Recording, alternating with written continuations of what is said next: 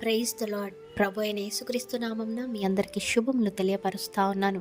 ఈ యొక్క వాగ్దానాలచే మీరు ఆదరింపబడినట్లయితే తప్పకుండా ఇతరులకు షేర్ చేయడానికి ప్రయత్నించండి. ఆశీర్వాదాలు ఎవరికి వద్దండి?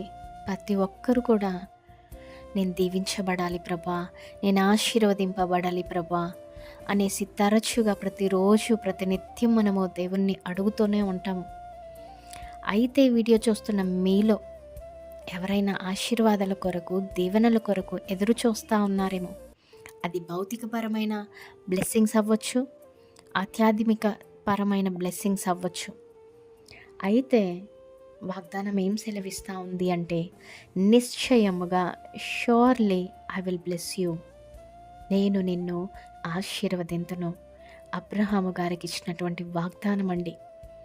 అయితే అబ్రహాం గారు ఏం చేశారు? దేవుడు చెప్పిన ప్రతి మాటను కూడా విన్నారు, దేవుడిని అనుసరించారు, దేవుని పైన నమ్మకము విశ్వాసం పెట్టుకున్నారు. వాగ్దానము ఇచ్చినప్పటికీ 25 years they have waited for this son Isaac.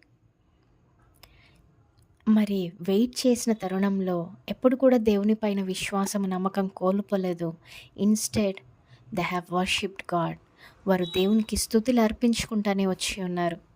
ఈరోజు మీ జీవితాలలో ప్రార్థిస్తున్నారు, అయినప్పటికీ దీవించబడట్లేదు, ఆశీర్వదింపబడట్లేదు అంటే దేవునికి ఇష్టమైన జీవితము జీవించలేకపోతా ఉన్నారేమో. ఒక్కసారి ఆలోచించండి.